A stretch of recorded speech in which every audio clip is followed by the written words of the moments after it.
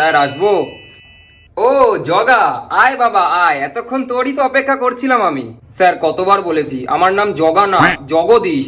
সেসব তো ঠিক আছে, তুই ওগুলো বাদ দে। তুই আগে এটা বল যে কালকে বিকালে পড়তে আসিসনি কেন, কোথায় ছিলিস? স্যার আসলে কালকে একটু মাথা ব্যথা করছিল তো, তাই আর কি ডাক্তার দেখাতে গেছিলাম। ও আচ্ছা আচ্ছা, তোর মাথা ব্যথা করছিল তাই তুই ডাক্তার দেখাতে গেছিলিস, বুঝলাম বুঝলাম।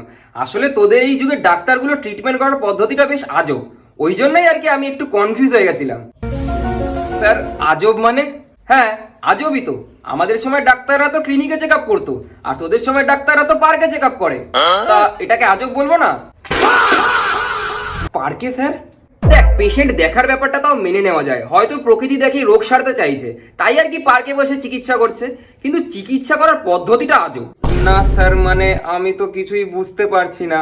আমি আজ অব্দি এমন কোনো চিকিৎসা দেখিনি যেখানে ডাক্তার পেশেন্টের ছাতার তলায় বসে পেশেন্টকে দেখছে, তার উপর দিয়ে পেশেন্টের হাতটাকে এমন ভাবে দেখছে যেন মনে হচ্ছে পেশেন্ট অ্যাস্ট্রোলজার দেখাতে এসছে। এটাকে আজব বলবো না তুই বল, পুরো একদম অষ্টম আশ্চর্য বলা যায়। জানোয়ার ছেলে, পড়তে নিয়ে এসে তুমি রাসলীলা করতে গেছো, আর তার উপর থেকে অনর্গল মিথ্যে কথা বলে যাচ্ছিস।